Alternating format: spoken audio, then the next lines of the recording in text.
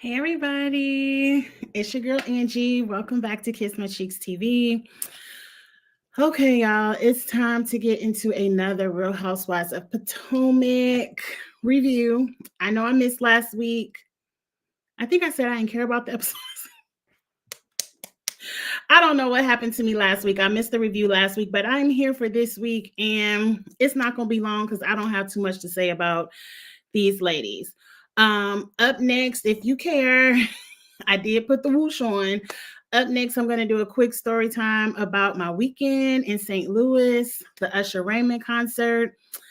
I really can't wait to talk about that, but we're going to get through Potomac first. The rest of this week is normal, I believe.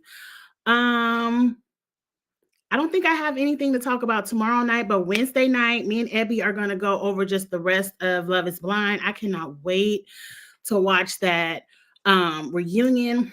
I might work from home on Wednesday so I could watch the reunion and me and Ebby can talk about everything Wednesday night. Thursday night will be the challenge and Survivor. And then, of course, I think I'm going to go out of town again this weekend. It's on the fence. It's on the fence. I might ride up to TSU and see my son for the weekend, but who knows? But anyway, that's the schedule for this week. Please like this video if you're new to Kiss My Cheeks TV and you enjoy. Go ahead and hit that subscribe button. And let's get started. Y'all, next week, I'm going to take a little bit of notes. I'm going to take a little bit of notes next week because so much went on, but nothing went on, if that makes sense. So I feel like I'm going to miss some stuff because I might have forgot. It seemed like the episode was full of yap, yap, yap, yap, yap. People constantly in conflict and resolution, but it was all a bunch of BS, so I ain't care. Does that make sense? It was all a bunch of BS, so I was just like, okay, I was watching it. But I was not entertained. But the ladies are at Lake Norman. I think they started off at the airport. For some reason, Stacy, the new lady, is going to drive. Someone in her family passed away in a plane crash, I believe. They said an aviation accident. I can respect that. Somebody like me would permanently be driving. I already don't like to be on planes, but I just like to travel. I like to be out the house. I like to be on somebody's island, somebody's beach. So I do what I have to do to get there, but I'm not a fan of flying myself. So I understand Stacy. Cool, she drove. At the airport, I believe in the cars on the way to the house from the airport, it was mentioned that Karen needed to be checked by Jacqueline, I believe, and Gizelle wanted to check Karen as well. All Wendy did was ask all the checking that needs to go on this weekend, can it please not happen on my birthday? Girl, don't nobody give a damn about your birthday. We're here to make television. Let me tell y'all, let's get this out the way before we get into the fake and phoniness of it all. These people are now character actors. No one is showing their real life. No one is showing their real life. No one is showing their real personality. No one is even showing their real feelings. Because you can't tell me that Wendy likes Gizelle and Gizelle likes Wendy. You just can't. Y'all acting not good enough. It's not good enough, because if y'all acting was good enough, y'all would be in Hollywood and not over here on Bravo just trying to play reality TV. Y'all don't look at Angelo. Y'all acting, it's just a lot of fakeness. All of these ladies seem like they went down to the Tyler Perry studios and asked Tyler for his best lineup of storylines, and they're doing their best trying to act them out. I'm not believing none of this stuff this season. And y'all put it in the comments if you agree. Without Candace, Wendy isn't likable. For me. Without Candace, Wendy is not likable for me. Everything that Wendy is doing this season from start to finish is fake. Very I'm glitz, glam, all them damn feathers, all them damn sparkles. Everything is like, I'm here to make reality TV. I want to be a star. I want to be known. Anything for the clout of it all. That's what Wendy is giving me, and I don't like it. I feel like I don't want to sound wrong when I say this, but I just got to tell the truth on my channel. I feel like I'm always rooting for the underdog, and I do like to stick up for people when I feel like they're being done wrong. Hey, Lock Queen. Hey, Tosh. Hey, M. I ain't mean not to speak. I do like to stand up for what's right, even if I don't particularly care. Now, if I don't like you, I ain't gonna say nothing. I think I just didn't particularly care. Like, I don't think me and Wendy's personalities would gel. And so I was sticking up for Wendy because I did feel like the Green Eyed Bandits were BSing her. They were treating her like shit. And I wanted to ride out for Wendy and stick up for her. But now that Candace is gone, she don't have nobody to kind of bounce off of. I'm like, girl, we don't care nothing about your birthday. And it's fake. You can't tell me Mia, who threw a drink at you, threw a purse at you, never apologized. Giselle, who was like, don't touch me, after she put all your business in the street. And then said she didn't care about you getting bopped in the head because she didn't like you. All of a sudden, everyone loves Wendy and want to give her the greatest 40th birthday bash ever. Okay. I mean, it could just be me. I don't really, I don't have no change in me. Like, if I don't like you, I don't like you. And we're going to move accordingly. We're not going to be fake at all. The dog done did something. Luke Angelo. I'm about to get upset. But let's move on from it all. I mean, you still like Wendy. Wendy is likable to me still, but I think producers pulled Wendy and Giselle aside and told them to get along, No, what they did, they didn't tell Wendy nothing. I guarantee you, they told Giselle, if I hear the word colorism one more time, you gonna go over there and stand in the unemployment line with Robin, with your best friend. Y'all could be unemployed together. That's what they told Giselle. I've never seen Giselle apologize this much. She didn't apologize this much in all 9 seasons.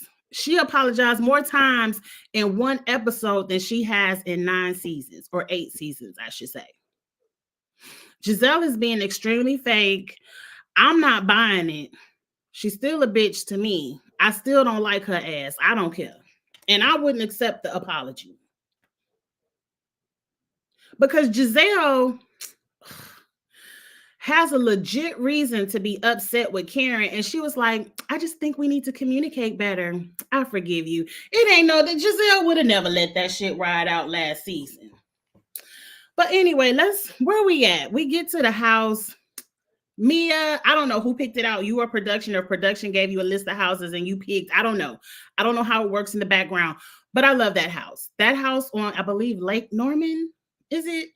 I'm not familiar with the area, but that house was gorgeous. I love that everyone had a beautiful room. Yeah, not Wendy, but Karen and Giselle had to share a bathroom. I wouldn't be mad at that. Oh Lord, somebody calling me. Hold on. This is my husband. I gotta answer. Hello.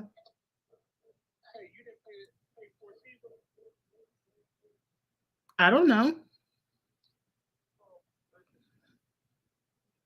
Why?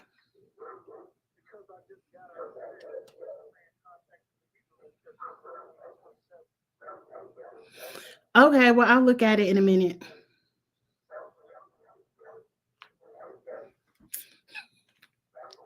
Okay, I shouldn't have answered that.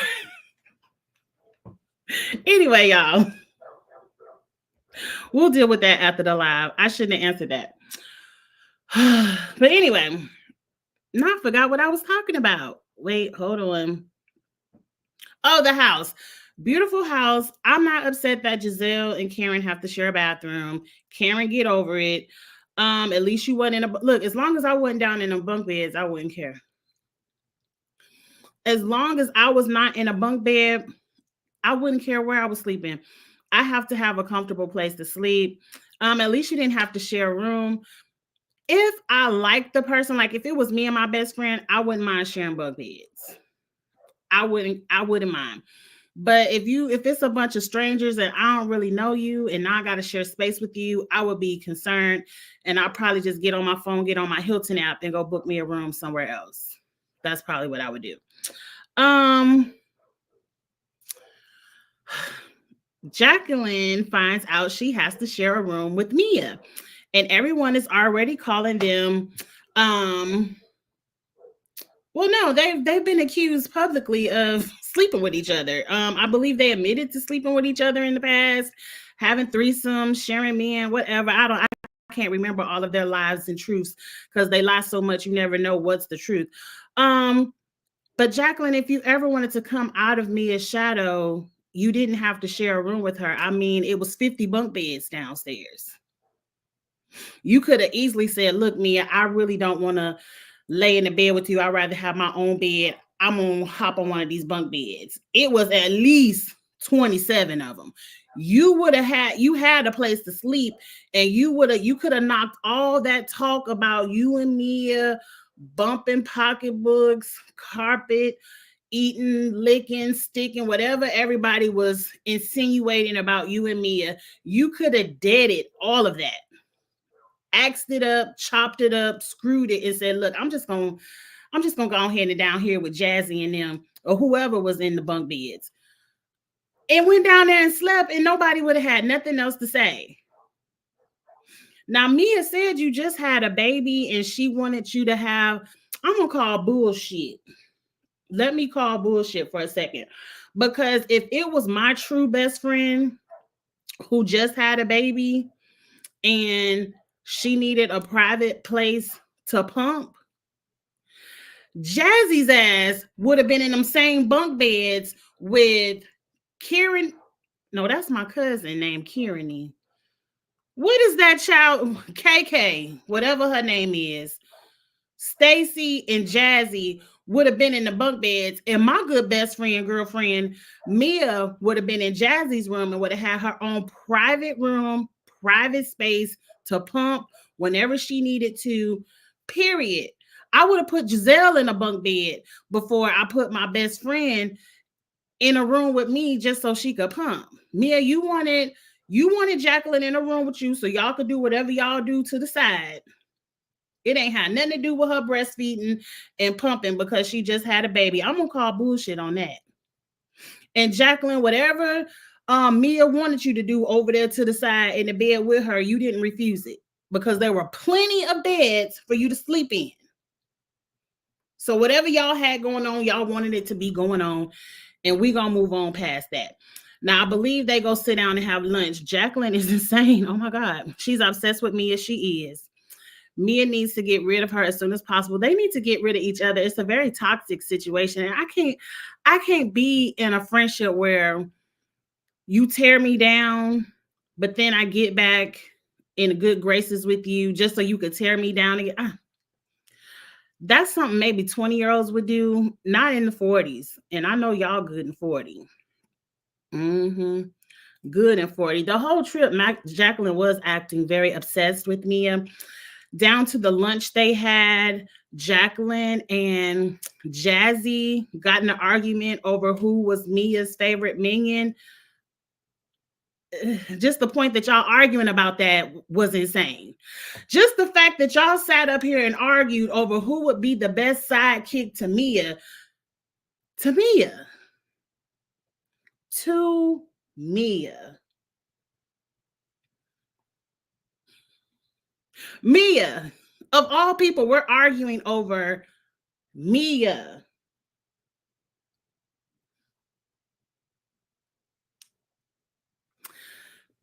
That right there alone is insane to me. Both of y'all look foolish.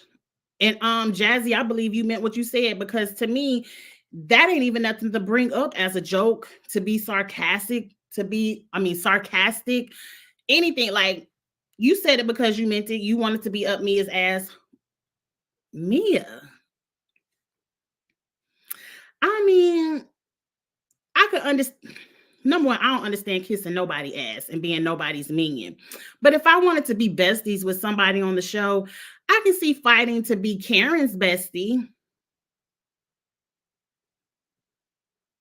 Hell, I'd rather you I'd rather somebody to be fighting to replace Rob and be Giselle's bestie, but Mia. All right. Up next, Karen makes Jacqueline cry, call her flip flopper because Jacqueline told everybody that Karen called her drunk. Karen, it was, you weren't there. It was actually, all Jacqueline said is Karen called me, and your good homegirl Mia jumped in and said, yeah, she was drunk.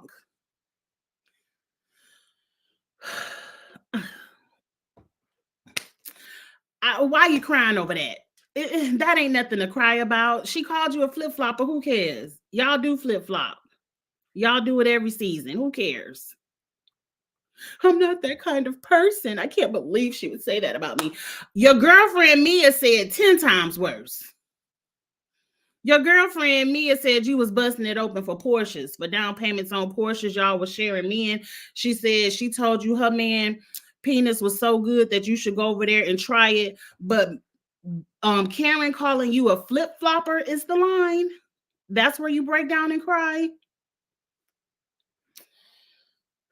I don't even want to talk about that no more. The ladies go get dressed to get on this tiny boat. Mia, did they spend all the budget on the house?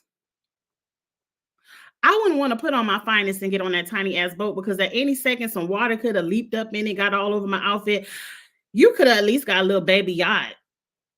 That's the kind of boat, like, my auntie, I miss her so much. I need to call her. She used to have a townhouse on Lake Lanier in the ATL. And her neighbor had a boat, and he would always take us out on the lake, on the boat, and whatever. And that's the boat my auntie neighbor used to take us out on the lake on. I'm not wearing my finest Gucci, Prada, and Fendi on this little Tinker Tot baby boat. And then y'all having private conversations that are not private, because y'all are clearly 2 feet away from each other.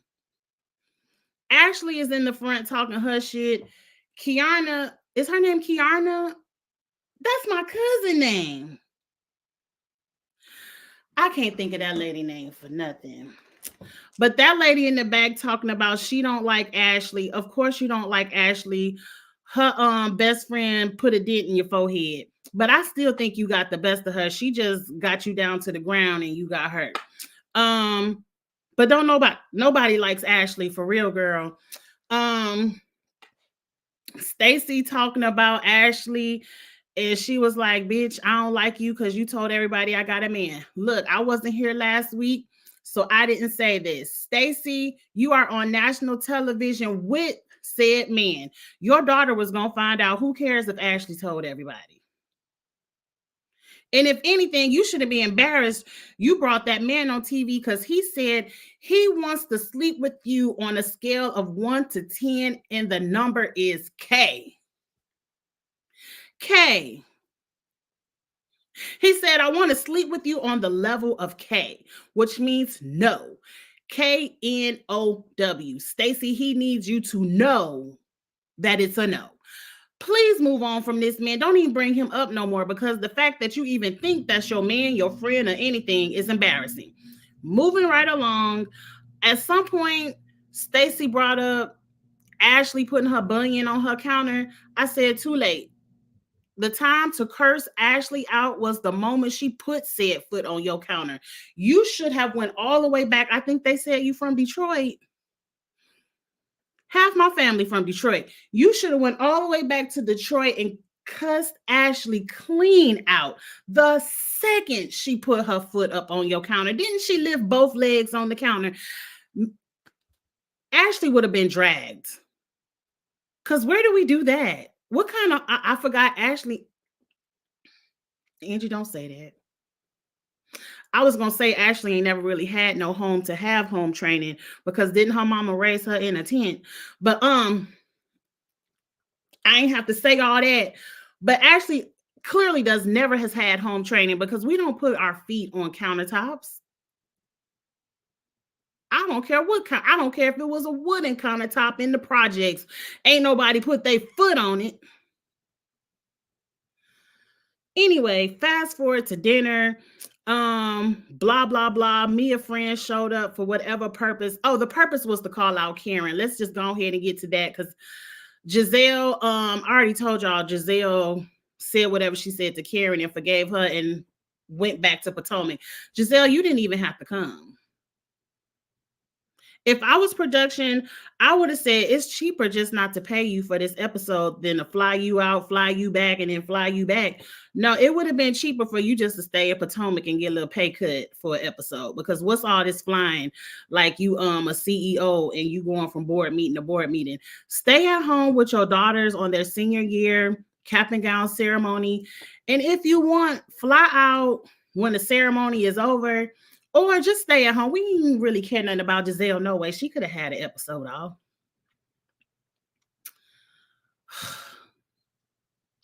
Immediately, Taj.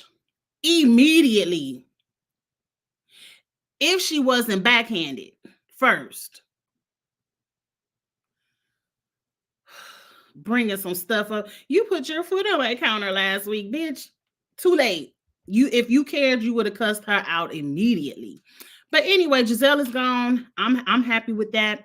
Let's get on to the end of the episode because whatever else happened at that dinner table don't matter. Oh, yeah, because I don't want to talk about Mia and her toes. Whatever her and that man. I'm so confused about the timelines of Mia, Inc., and G and everything in between. Mia says, me and my homegirl went out with Karen. We was kicking it hard. We had a good time. And on the way home, because I guess Karen had her good driver that night, she butt dialed us and said, the ladies think I'm hanging out with Ray tonight, and I'm not. I'm really hanging out with you. And I said, lies. Lies. The lies Mia tells. Because that doesn't even make sense for somebody, butt dial or not, to say, if I'm hanging out with my side piece, I ain't got no side piece. In case my husband downstairs listening, I ain't got none. But if I was to have one and was to hang out with said side piece, the last thing I would be, even if it was a butt dial, we would never be communicating. The girls think I'm out with my husband, but I'm really out with you. No, me and my side piece is doing what me and my side pieces do. We're not talking about the husband. We're not talking about what the girls is thinking. We're doing what side pieces do. Mia brought her friend to the table to lie on Karen. Now, Karen, one thing I will say, I do believe you got a little piece or two to the side. I don't even think it's one. I think you might got a rotating bench, a lineup on your side. I believe you have that, Karen, but I don't think that you butt down and Mia heard about it. Because one thing we gonna say, it's an old time saying and it's still true. Where there is smoke, there has to be a little bit of fire. Karen, every season people coming on this show talking about you and another man outside of your husband. Now, we've said it many times and I'll say it again. I do believe you and Ray have an arrangement and that's y'all business. I really don't care. I really don't care. But I do believe Mia and her friend were lying. I don't believe Karen butt dialed and said, if anything, I could see if Mia said, you butt dialed us and we heard you kissing and doing a couple of things and he and ha with some man in a car and it was not Ray. But I don't believe you heard Karen say, the girls think I'm out with Ray and I'm really out with you. Because weren't you just out with the girls? Why would the girls... Mia, I don't believe nothing Mia say. So moving on from that, that was the cliffhanger we was waiting for. I guess we gotta wait till next week to see if Karen cusses Mia out. She probably gonna be stumbling and fumbling over her words, which is gonna let us know that Mia, you was out with another man. But Karen, I don't care. Do you? Hell, Mia, not everybody want to be whores out loud. Karen wants to keep her whoring out of the streets.